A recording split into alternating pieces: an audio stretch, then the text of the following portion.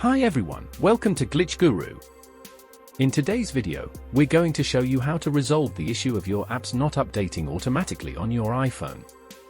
First, let's ensure automatic app updates are enabled.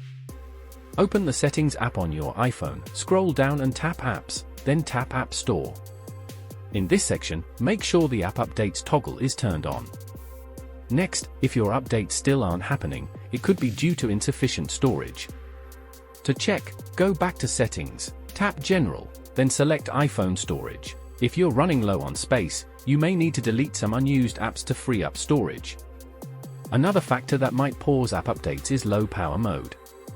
To check if it's affecting updates, open Settings, go to Battery, and ensure that low power mode is turned off.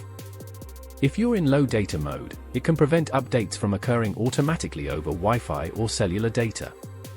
To check for this, go to Settings, tap Mobile Data, then tap Mobile Data Options. In this section, make sure low data mode is off. If you're connected to Wi-Fi, you can also check this by going to Settings, then Wi-Fi, and tapping on your connected network. Make sure low data mode is turned off there as well. Finally, even when everything is set up correctly, app updates might still not show up immediately. This can happen because some developers release updates on specific schedules or in phases, meaning the update could be delayed. If you have any questions or run into any issues, feel free to drop a comment